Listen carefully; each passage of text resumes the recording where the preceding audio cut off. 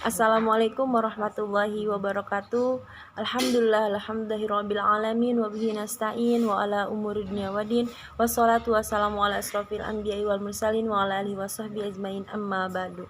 Alhamdulillah, di kesempatan kali ini kami akan presentasikan tugas dari Ibu Dr. Insinyur Titing Widyastuti MM yang berjudulkan Laba dan Diskriminasi Harga. Selamat menyaksikan.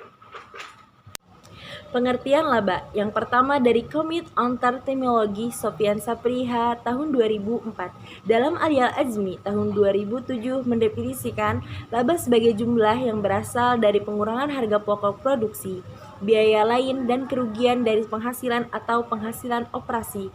Yang kedua dari Stites Council tahun 2009. Laba adalah pembagian atas investasi kepada pemilik. Hal ini mengukur nilai yang dapat diberikan oleh entitas kepada investor dan entitas masih memiliki kekayaan yang sama dengan posisi awalnya. Yang ketiga dari Suarjono tahun 2008. Laba dimaknai sebagai imbalan atas upaya perusahaan menghasilkan barang dan jasa. Ini berarti laba merupakan kelebihan pendapatan di atas biaya total yang melekat dalam kegiatan produksi dan penyerahan barang dan jasa. Konsep laba. Konsep laba tersebut adalah yang pertama basic income yang menunjukkan konsumsi barang dan jasa yang dapat memenuhi kepuasan dan keinginan individu. Yang kedua real income yang menunjukkan kenaikan dalam kemakmuran ekonomi yang ditunjukkan oleh kenaikan cost of living. Yang ketiga ada money income yang menunjukkan kenaikan nilai moneter sumber-sumber ekonomi yang digunakan untuk konsumsi sesuai dengan biaya hidup cost of living. Ketiga konsep tersebut semuanya penting, meskipun pengukuran terhadap basic income sulit untuk dilakukan. Hal ini disebabkan karena basic income adalah konsep psikologi yang tidak dapat diukur secara langsung, namun dapat ditaksir dengan menggunakan real income. Keinginan manusia hanya dapat dipenuhi pada berbagai tingkatan, sebagaimana seorang memperoleh real income. Karakteristik laba. Laba merupakan tujuan akhir dari suatu perusahaan. Laba merupakan sarana untuk menciptakan kesejahteraan bagi pihak-pihak yang terkait dengan perusahaan. Contohnya karyawan, mendapatkan kesejahteraan, pengetahuan, keterampilan, dan sebagainya. Ada negara yang mendapatkan pajak, ada investor mendapatkan dividen sehingga mau berinvestasi lagi. Ada masyarakat melalui CSR ketersediaan lapangan kerja. Laba menentukan multiplier efek pembangunan. Peran laba penting bagi perusahaan karena yang pertama, laba sebagai sumber pembiayaan seperti peningkatan kualitas SDM, perluasan produk, perluasan pasar, pembiayaan lain-lainnya. Yang kedua, laba sebagai ukuran pembayaran pajak. Yang ketiga, laba sebagai ukuran untuk membagi hasil usaha, dividen. Yang keempat, laba merupakan cerminan kesehatan operasional perusahaan. Dan kelemahan laba akuntansi. Keunggulan laba akuntansi dapat dirumuskan sebagai berikut.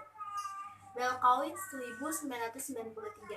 1. Laba akuntansi teruji dalam sejarah di mana pemakai laporan keuangan masih mempercayai bahwa laba akuntansi masih bermanfaat untuk membantu pengambilan keputusan ekonomi. Kedua, laba akuntansi diukur dan dilaporkan secara objektif dapat diuji kebenarannya karena didasarkan pada transaksi atau fakta aktual yang didukung bukti objektif. Untuk kelemahan laba akuntansi dapat dirumuskan sebagai berikut. Belkowitz 1993. Pertama, laba akuntansi gagal mengakui kenaikan nilai aktiva yang belum direalisasi dalam satu periode karena prinsip cost historis dan prinsip realisasi. Kedua, laba akuntansi yang didasarkan pada cost historis mempersulit perbandingan laporan keuangan karena adanya perbedaan metode perhitungan cost dan metode alokasi. Yang ketiga, laba akuntansi yang didasarkan prinsip realisasi, cost historis, dan konservatisme dapat menghasilkan data yang menyesatkan dan tidak relevan. Harga. Diskriminasi harga adalah strategi mikroekonomi yang banyak dijalankan oleh para produsen. Dalam diskriminasi harga, sebuah produk dijual dengan harga yang berbeda, di pasar yang berbeda, Jadi untuk satu produk yang sama, dua orang pembeli bisa mendapatkan harga berbeda. Tipe-tipe diskriminasi harga. Ada 3 jenis diskriminasi harga yang sering ditemukan di pasaran, antara lain diskriminasi harga tingkat pertama. Pada model ini, penjual memasang harga tertinggi pada pelanggan sesuai dengan jumlah yang sanggup mereka bayar. Yang kedua, diskriminasi harga tingkat 2. Dalam tipe diskriminasi harga ini, pelanggan dikenai biaya yang berbeda tergantung pada kuantitas tertentu. Misalnya, tarif telepon semakin menurun setelah 10 menit waktu berbicara. Yang kedua, tarif listrik tergantung pada besar daya dan konsumsi harian. Yang ketiga, diskon atau poin yang diberikan pada pelanggan kartu yang memenuhi syarat tertentu. Diskriminasi harga tingkat 3 atau diskriminasi harga kelompok. Pada pelanggan dikelompokkan berdasarkan atribut tertentu, misalnya latar belakang sosial dan ekonomi. Tipe ini adalah yang paling umum ditemukan di masyarakat. Contohnya, diskon untuk murid sekolah, mahasiswa, atau karyawan. Yang kedua, harga paket wisata di peak season dan off season. Yang ketiga, harga spesial restoran saat jam makan siang. Keuntungan diskriminasi harga. Yang pertama, peningkatan pendapatan. Diskriminasi perusahaan memiliki dua sisi yang berbeda. Bagi beberapa perusahaan, mereka masih tetap bertahan. Namun, bagi beberapa perusahaan lain, diskriminasi harga bisa saja merugikan mereka. Perusahaan transportasi adalah contoh yang bisa mendapatkan keuntungan dalam diskriminasi harga. Yang kedua, peningkatan layanan konsumen. Jika diskriminasi harga bisa memberikan penambahan signifikan pada pendapatan perusahaan, mereka juga bisa meningkatkan layanan pada konsumen.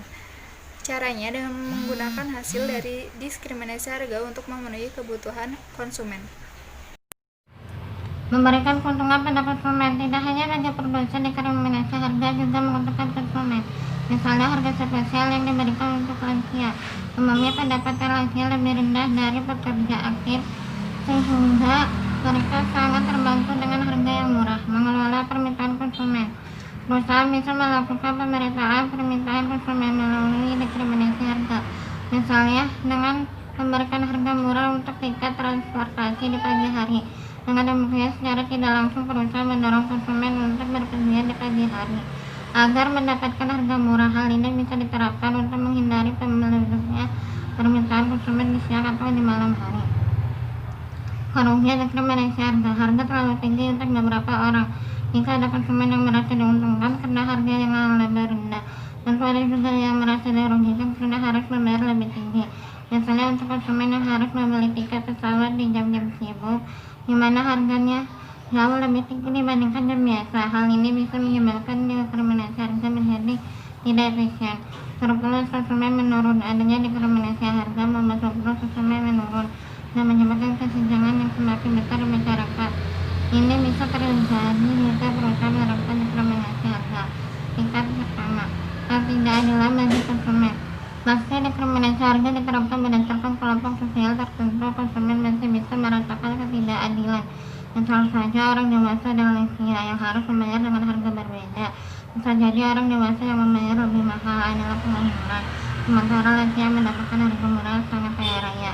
Daya administratif dalam penerapan diskriminasi harga, di mana konsumen dibagi ke dalam beberapa kelompok menggunakan daya yang besar.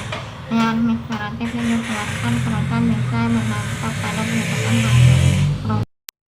Diskriminasi harga. Pertama, pasar monopoli. Kedua, penjual dapat memisahkan barang inelastik dan inelastik. Ketiga, tidak dijual rendah pada pasar yang tinggi atau tidak adanya reseller. Yang keempat, barang tidak dapat dipindahkan dari satu pasar ke pasar yang lain. Yang kelima, sifat barang atau jasa itu memungkinkan dilakukan diskriminasi harga. Sekian presentasi dari kami, kurang lebihnya mohon maaf. Wabillahi taufiq walhidayah. Wassalamualaikum.